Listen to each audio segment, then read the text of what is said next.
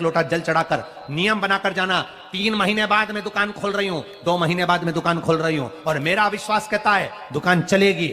जिस दिन तुमने विचार कर लिया कि दुकान चलेगी कि नहीं चलेगी, तो वो नहीं चलेगी। जिस दिन तुमने विचार कर लिया कि दुकान खोल रही हूं, मेहनत करूंगी, दिल से करूंगी, भले मेरे पास ज्यादा माल नहीं है, जितना माल खरीद के लाऊंगी उतना बेच कर बताऊंगी, क्योंकि मेरे साथ काल अधिपति महाकाल है, तो वो चलेगी।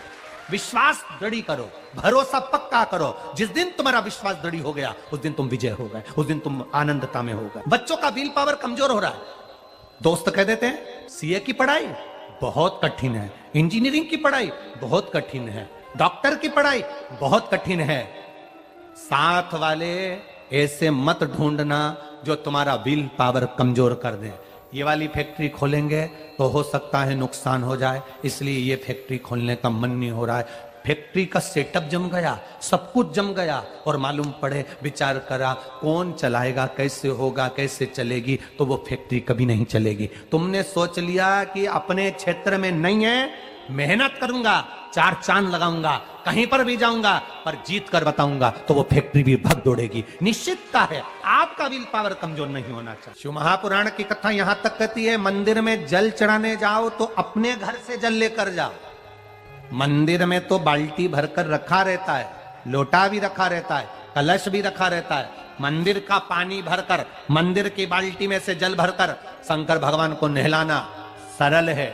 अपने घर से जल लेकर जब जाओगे तो घर का वास्तु दोष, घर का पितृ दोष और घर का काल सर्प दोष तीनों उस लोटे के माध्यम से जाएगा और शिव को समर्पित हो जाएगा। जिस बच्चे को नीट क्लियर करना है, जिस बच्चे को सीए बनना है, जिस बच्चे को आईएएस ऑफिसर बनना है, जिस बच्चे को अपने कोई अच्छी कंपनी ज्वाइन करना है, बच्चे सोचें कि मैं रात दिन पढ़ता हूं, उसके बाद भी मेरा रिजल्ट सही नहीं आता, उसके बाद भी मेरा 1-2 नंबर रह जाता है। मैं उन बच्चों से कहूंगा तुम रात दिन पढ़ो, 24 घंटे पढ़ो, पर एक काम और चालू करो। सुबह जब उठो, 1 लोटा जल घर में से भरो, तुम्हारे घर के पास में शंकर का मंदिर हो, वहां चढ़ाना प्रारंभ करो। जो तुम 1 आधे 2 नंबर से रुक रहे थे, ये हमारा विश्वास कहता है श्रावण के महीने में तुम 3-4 महीने कर कर देखो, 5वें-6ठे महीने में वो आधा 1 सब बढ़ जाएगा। और बाबा एक बहन ने पत्र लिखा है, वो आधे 1 नंबर का ही लिखा है, देखो। पर बच्चों से निवेदन, खूब पढ़ो, रात दिन एक करो, और साथ में 1 लोटा जल शिव को चढ़ाना। एक रिश्ता उस परमात्मा से जुड़ जाता है, एक संबंध जब उस परमात्मा से जुड़ जाता है, एक संबंध, एक नाता, एक रिश्ता शिव से जुड़ जाए, एक संबंध मेरे उघड़दानी से, मेरे शंभू से जुड़ जाए। कर्म करो, कर्म तुम्हें करना। कहां चढ़ाते हैं दुर्वा? गणेश जी का जो दांत टूटा है, उस दांत की ओर गणेश जी को दुर्वा समर्पित करी जाती है। इसलिए हमारे हिंदू धर्म में 2 तरह के गणेश जी का प्रमाण कहा जाता है, एक राइट सूंड के गणेश, एक लेफ्ट सूंड के गणेश। राइट सूंड का जो गणेश होता है वो घर में रखा जाता है, और लेफ्ट सूंड का जो गणेश होता है वो अपने ऑफिस में, व्यापार की जगह पर, दुकान में, धंधे में, पानी में, सर्विस में, नौकरी में लेफ्ट सूंड का गणेश रखा जाता है। जिसकी दुकान, व्यापार, व्यवसाय में अगर राइट सूंड का गणेश रखा जाता है तो लक्ष्मी आती है पर टिकती नहीं है। इसलिए घर में सीधी सूंड का गणेश, और दुकान, व्यापार, व्यवसाय में, ऑफिस में उल्टी सूंड का 2 गणेश। तो इसका मतलब ये थोड़ी ना कि तुम्हारे घर में गणेश जी बैठा तो तुम उठा के बदल लिया, यहां का यहां दिया, यहां का दिया। अब रखे रहने। हमेशा याद रखो, गणेश चतुर्थी के बाद अनंत चतुर्दशी पर जब गणेश जी का विसर्जन करते हैं तो गणेश जी की 2 धर्म पत्नियां, वैसे तो गणेश जी की कुल मिला के 5 पत्नी, कितनी है? गणेश जी की 5 पत्नी। पहली श्री, दूसरी तुष्टि, तीसरी पुष्टि, चौथी रिद्धि और 5वीं सिद्धि।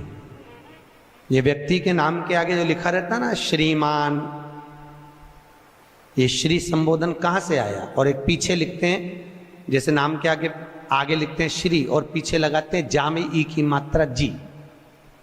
लिखते हैं कि इधर नहीं लिखते? लिखते हैं श्रीमान अग्नि प्रसाद जी, श्रीमान बद्री प्रसाद जी, श्रीमान हरीश प्रसाद जी, तो श्री आगे क्यों आया और जी पीछे क्यों आया? कौन ने लगाया, किस लिए लगाया, कौन ने बताया कि आगे श्री लिखो? किसी के नाम के आगे जी लिख दे, पीछे श्री लिख दे, मर्जी अपनी, अपन कुछ भी लिख सकते। पर किसने कहा कि आगे श्री लिखो? क्योंकि गणेश जी महाराज जब विवाह करने जा रहे थे और गणेश जी की जब बारात जा रही थी, तो यमुना जी के तट पर गणेश जी की प्रथम पत्नी श्री गणेश जी के चरण पखारने के लिए खड़ी हो गई। और प्रथम गिनती में जब गणेश जी चलने लगे तो श्री ने उनके चरणों को रोक लिया और कहा, प्रभु मैंने आपका आवाहन करा है, मैं आपको अपने पति के रूप में देखती हूं।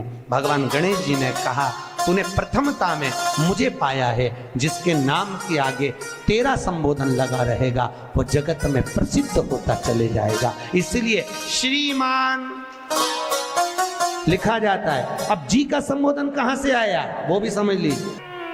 33 करोड़ देवी देवता में सबसे सुंदर जोड़ी थी शंकर और पार्वती की। सही है कि गलत है? कभी नहीं झगड़ते थे। इसलिए पृथ्वी पर ना तो लक्ष्मी जी के व्रत हैं, ना ब्रह्माणी के व्रत हैं, ना इंद्राणी के व्रत हैं। अगर पूरी पृथ्वी पर सबसे ज्यादा व्रत किसके हैं? माता पार्वती। तीज का व्रत किसका? पार्वती का। चतुर्थी का व्रत किसका? पार्वती का। चौथ का व्रत किसका? पार्वती का। छठ का व्रत किसका? पार्वती का। जितने व्रत है सब माता पार्वती। लक्ष्मी जी का कोई व्रत है क्या? अरे बोलो तो, ये आप लोग वैभव लक्ष्मी का व्रत करते हो, ये पुराना व्रत नहीं है, ये तो अभी अभी लोगों ने चालू कर दिया। ये लक्ष्मी, यहाँ कई लोग अमावस्या के दिन, दिवाली के दिन व्रत रख लेते हैं, हमारे शास्त्रों में उसका भी प्रमाण नहीं है। वो तो तुम लक्ष्मी के चक्कर में रख लेते हो कि दिन भर भूखी रहूंगी तो लक्ष्मी जल्दी आ जाएगी।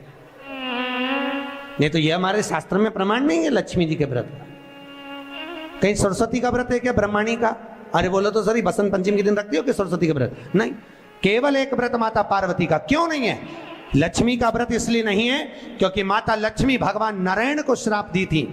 जब लक्ष्मी जी श्रृंगार कर रही थी और इतने में भगवान विष्णु आ गए और भगवान विष्णु ने लक्ष्मी जी का मुख देखा, देखकर हंस दिए। इतने में लक्ष्मी को क्रोध आ गया, हे नारायण तुम मुझे देखकर हंसे हो घोड़े की तरह, इसलिए मैं तुम्हें श्राप देती हूं, तुम्हारा सिर कट जाए और तुम्हें घोड़े का मुख लग जाए। तो भगवान नारायण को घोड़े का मुंह लगा और नारायण का हयग्रीव अवतार हुआ। कौन सा अवतार? हयग्रीव। ये लक्ष्मी का श्राप नारायण को लगा था, इसलिए लक्ष्मी का कोई व्रत नहीं। ब्रह्माणी ने ब्रह्मा को श्राप दिया था पुष्कर राज की भूमि पर। जब पुष्कर राज की भूमि पर यज्ञ हो रहा था, ब्राह्मणों ने कहा, ब्रह्म देवता मुहूर्त निकल रहा है, जल्दी यज्ञ में बैठो। ब्रह्मा जी ने नारायणी से कहा, ब्रह्माणी से कहा, ब्रह्माणी जल्दी चलो, सरस्वती जल्दी चलो, यज्ञ में बैठना है। ब्रह्माणी ने कहा भी आई तैयार होके। ब्रह्माणी तैयार होने में लगी रही, बहुत समय निकल गया, मुहूर्त निकलने लगा। ब्रह्मा जी से ब्राह्मणों ने कहा ये मुहूर्त निकल रहा है। ब्रह्मा जी ने कहा करे क्या? इतने में ब्राह्मणों ने कहा तुम बताओ क्या करे? ब्रह्मा जी बोले आपको जो करना है करो। ब्राह्मणों ने गाय को पकड़ कर ले आए और गौ माता को खड़ी कर कर गाय के सामने वेद ध्वनि करना प्रारंभ करा। जब वेद ध्वनि करी तो गाय के मुख से वेद माता गायत्री को प्रकट कर लिया। गायत्री को प्रकट करा, ब्रह्मा जी के पास में गठजोड़ा बांधकर बिठा दिया। जैसे बिठाया उसी समय पर ब्रह्माणी आ गई और ब्रह्माणी ने आकर देखा, ब्रह्मदेव तुमने मेरी जगह पर दूसरी नारी को बिठाया है, मैं तुम्हें श्राप देती हूं, तुम्हारे पृथ्वी पर कहीं मंदिर नहीं बनेंगे। ब्रह्माणी ने श्राप दे। कहीं पर मंदिर है ब्रह्मा जी का? केवल एक जगह पुष्कर जी में, जहां यज्ञ करा था वहां। तो ब्रह्माणी ने ब्रह्मा को श्राप दिया, लक्ष्मी ने नारायण को श्राप दिया, इंद्राणी ने इंद्र को श्राप दिया, पर एक माता पार्वती ऐसी थी जो कभी ऊंची आवाज में बात नहीं करती थी। इसलिए पृथ्वी पर सबसे ज्यादा व्रत माता पार्वती के होते हैं। यदि भगवान गणेश जी की पूजन और भगवान शंकर की पूजन दोनों